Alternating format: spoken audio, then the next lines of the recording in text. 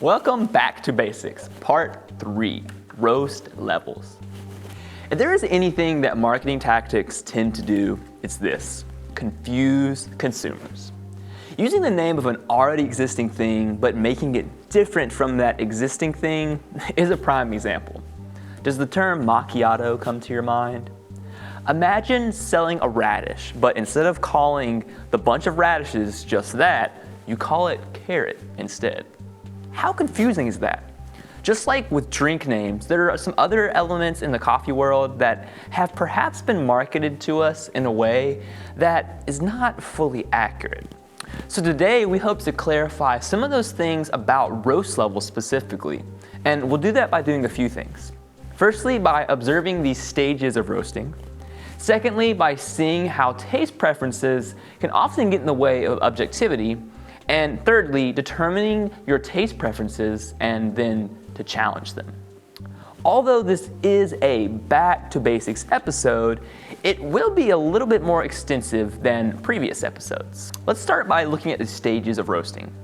Just as we mentioned in our discussion on grind, where there are usually 3 different categories that are seen: fine, medium, and coarse, we also see that roast levels are split in a similar fashion, and those categories are usually light, medium, and dark. And then if that's not arbitrary enough, you have other brands that define their roast levels, such as blonde, house, French, the list goes on. And this is where the marketing that we mentioned really gets in the way of being confident when choosing a bag of coffee. In order to understand why exactly this naming convention is confusing, we have to look at coffee roasting itself. When looking at external resources to help us define the stages of roasting, each had their own variant and count. But we concluded that there are around 5 stages of roasting, so that's what we're going to observe today. But know that depending on the resource one used, there may be slight variance. One way that roasting could be observed is by viewing it as a process of meticulously removing water from the coffee, and in a sense, cooking the coffee to perfection. Of course, this is an oversimplified way to understand it, but hopefully it's a good starting place. Please note that it's not a definitive guide here to roast stages, but a light introduction. Step 1, drying. Since coffee that is raw can contain up to around 12% of water by weight, this is a stage where the initial water is removed from the coffee. Step 2, yellowing. Water has been pushed out of the coffee here, and the initial browning process starts, as well as the beans still have high density levels. These first 2 stages are important because they are needed for even development, or simply put, to prevent undercooking. Third, we have first crack. This is where gases begin to build up, and the pressure eventually causes the bean to break open and can nearly double in volume. This stage is when flavors take a leap and they're developing, which leads us to step 4, development. This stage is highly important for our conversation today. This is where the roaster determines the balance of flavor that a said coffee has. And furthermore, this is where the color, as well as the roast level, is really honed in on and determined. 5, second crack. Here we have yet another crack. This stage is what forces oils to come to the surface of the coffee and is essentially charring the coffee. Thus enters the dark roast level of coffee. Let's review that 4th stage again, known as development. This is the more technical way to explain roast levels. If a roaster spends too much time in the development stage, the coffee could become overdeveloped. And this is what many would define as over-roasted, but it's not quite as burnt as it would be if it was taken all the way to second crack. In the same way, if the roaster spends too little time in the development stage, the coffee may be underdeveloped or too light. This causes the coffee to be vegetal, often having hay or grass-like qualities. So here we can see the parallel that exists between roasting coffee and cooking. The popular example may be to think of how a steak is cooked, but we think that veggies are true as well. Let's look at a zucchini. Say we decide to simply slice our zucchini and place it in the oven at around 350 Fahrenheit. As the zucchini heats up and starts to smell great, and after 10 minutes of cooking, we remove it from the oven. At this point, the zucchini could be considered cooked, but it's likely going to have quite a bit of crunch, which may not be too desirable. So we return the pan to the oven and let the zucchini bake another few minutes. When removed from the oven the second time, the zucchini is cooked much more ideally. It's not too crunchy and it's not too soft, and the flavors are still intact. Despite this, we still decide to return it to the oven and cook it longer, another 10 minutes. The final time of removing the veggies from the oven this time, we find that the zucchini is overly soft and has become mushy. Not only has the texture been ruined, but the natural flavor has been diminished, and even a lot of the nutrients have been all but cooked out. The reason that we give this example is because every coffee is not like the singular zucchini. Just as with cooking, different vegetables require different cooking times, and coffee is no different. Interestingly enough, we can use an employee from Nestle Nespresso to explain some of the science-driven aspects of roasting. That Nestle employee is Dr. Britta Fulmer. In their book titled The Craft and Science of Coffee, a book on understanding, appreciating, and integrating the full value chain of coffee production, we see this excerpt. Quote, "During roasting, coffee beans undergo major chemical transformations, during which a large amount of inorganic gases, mainly CO2, are generated. Much of these gases remain entrapped within the porous structure of the roasted beans. Approximately 1 to 2% of the weight of freshly roasted coffee can be attributed to entrapped inorganic gases, excluding water, whereas unroasted green coffee beans contain no entrapped gases. These gases are mainly released during storage, but the process already starts during the final stages of roasting." So here we see that coffee undergoes these chemical transformations, and it helps us to understand that coffee roasting can be a very detailed balancing act. Now that we have a brief overview of the roasting process, what can we do with this information? Let's hear from a home roaster and listener of the show, Noah Randolph, to see his thoughts. So one of the interesting things about roast levels in coffee is that, for me at least, they were a helpful guide at the beginning of my journey with coffee. They actually really helped me learn about the ways that coffee could taste good and taste bad. And when I was really young in coffee, I honestly thought that only light roasted coffee was good. And so I always would check the bags for any type of light roasted coffee, because for me, anything that was medium or dark was off limits. And as I grew in learning about coffee and just learning about the ways that you can brew coffee differently when it's a medium roast or a dark roast, I learned that you can actually get really good cups of coffee from a medium or a dark roast. And so that really helped me understand the ways that we were communicating these terms didn't necessarily mean that one was bad and one was good. So I'll say that at the front, is if you're in the kind of light roast only camp, there are ways that you can do a medium roast or a dark roast. But as I grew even further, I realized that a lot of the ways that we are communicating light, medium, and dark are, as you say, very true. It's that we're not really being accurate to how that coffee is being roasted even. Sometimes you'll have a coffee that's like a Yemen that will roast really lightly, but it will have lost a lot of its weight in water when you roast it, and it'll have lost a huge amount of water weight to it compared to something like an Ethiopia or something. And so I realized as I was kind of roasting on my own that a lot of the ways that we were saying light, medium, and dark didn't necessarily match up to what I was seeing when I was roasting these coffee beans.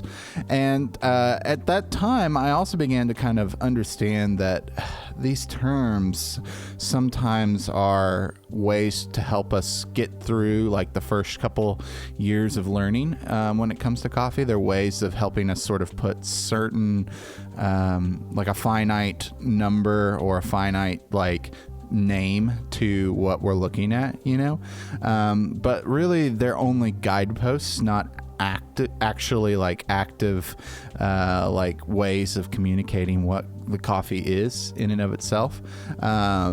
And so anytime you have like a category like light or medium or dark or something like that, there's always going to be exceptions to that category.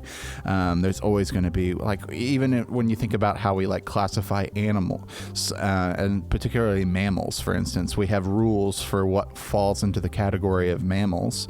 But then there are a couple instances where, like the platypus, for instance, lays eggs, and yet is still a mammal. And so you have these categories in coffee, light, medium, and dark, that also have that kind of same thing. And I don't think you should necessarily like throw out those terms altogether just because, oh, we found this coffee that's the new platypus of the light roasts or whatever it might be.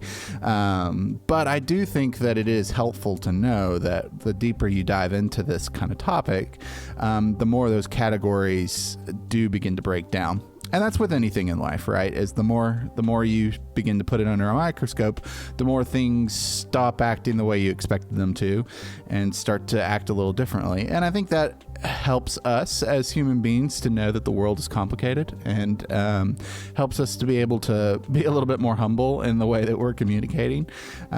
Because if you really look down into the minutia of things, there's always a, well, actually, this is this way, or, well, actually, this is not this, it's this. And it helps us to be able to, I think, acknowledge that the world is not a place that's easily quantifiable even. And I think the same is true with coffee. So, short answer is I think they're great. Light, medium, roast. The names are great for just knowing generally what the color of your bean is was when you open the bag. And I don't think I have a problem with a roaster putting that on their bag. Do I think it's the most accurate? No. Do I think it's the most efficient? Maybe not. But I do think that it helps people when they're first starting out to be able to really know what's going on. And I'm always a big fan of helping people that may not know all the ins and outs of coffee. So, yeah, that would be my 2 cents. Thanks, Joey, for having me on. Thanks, Noah. These thoughts are great for us to keep in mind, especially for those who are just getting into coffee. And those final thoughts are good to bring us to our next point, which is taste preferences. We are not here to say what roast level is best, nor that one is wrong while the other is not, because that would be just as arbitrary as the marketing tactics we've talked about. While these things are easy to do, we're just choosing not to do that today. We have learned that just like brewing, roast levels can reflect a personal expression. And however, there's something about taste as it relates to life experiences. When we tie life experiences to our taste buds, we are unwittingly causing our preferences to get in the way of objectivity. A conversation that we've been having around here is how coffee seems to be an adult thing. Sure, with massive change such as Starbucks, the demographics are constantly changing. But as of this writing, we can say that mainly coffee is being enjoyed by adults. Because of this demographic factor, many have experiencing drinking coffee as a sort of coming of age moment. Specifically for the working class American, that scalding hot, bitter, maybe even second crack developed black cup of coffee in the morning represents a time in their life when they first started drinking coffee, and moreover stepped into adulthood. This tie to a major life experiences explains to us why different generational cohorts have their coffee roast preferences seemingly set in stone. We think of our own grandfathers and how they are largely disinterested in a delicate Ethiopian coffee. We believe that this is not because they would dislike the said coffee we offer them, but instead because it challenges their idea of what coffee should even taste like. Let's hear from another listener of the show. What's up? So, one thing I've noticed is that because coffee is something people don't start drinking till they're adults, it's kind of like a coming of age thing that's like really closely connected to a lot of people's identity. And especially with like roast levels, I've noticed with a lot of like guys, especially, they have this attitude of like, I only drink dark roast coffee because it's bold and it's the best. And it's hard to convince them of anything otherwise. It's hard to convince them of the values of other coffees that are roasted and developed at different levels because it's so closely connected with their like identity. Do you have any ideas on how to help people just step outside their comfort zone a little bit and try something different? Thanks, Nick, for that message. While we do think that this sort of personal expression is good, it can also be a great hindrance to enjoying the vast array of delicious coffee that is out there for us to try. We can answer this question in part in our final point for the day, which is determine preferences, then challenge them. Firstly, we would encourage that understanding some coffee myths about caffeine levels and different roast levels is a good place to start. We believe that this is different from the marketing issues of roast levels and is more so tied to social factors and misconceptions. In Nick's example, drinking dark coffee was related to toughness. So of course dark coffee is going to have more caffeine because it's stronger, right? Well, ironically enough, it's quite the opposite. Darker roasted, or more properly stated, further developed or overdeveloped coffee has far less density than that of a lighter roasted coffee. And that density discrepancy makes it less caffeinated.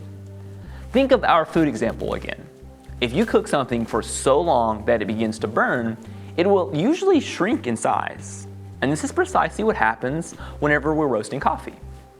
In this example, the darker coffee is stronger in taste because it is inadvertently ashy and heavy oils cause higher levels of bitterness. But it's not stronger in caffeine. What if you do not have a preference yet? Perhaps you have yet to drink enough variety to know what you even like. If you experience a sort of analysis paralysis when looking at a selection of coffee, instead of focusing on the roast level or degree, instead focus on the region. Many times a specific region of coffee will tell you a lot of what you can expect it to taste like, along with also observing how the coffee was processed. Challenge your preconceived notions. When you think of coffee, what do you think of, especially in terms of taste? Have you thought of something yet? Now we implore you to search for coffees that could be in direct opposition to those thoughts. You may be pleasantly surprised about what you may find. We hope that by observing the stages of roasting, seeing how taste preferences can get in the way of objectivity, and determining your taste preferences and then challenging them, has helped clarify the muddy marketing that we are constantly inundated with. Did you learn something new today? If you did, let us know in the comments down below. We would love to hear from you. Or do you have any preferences on roast levels? You should let us know. Hit us up in the comments or on our Instagram at 901 Sustain Coffee. Until next time.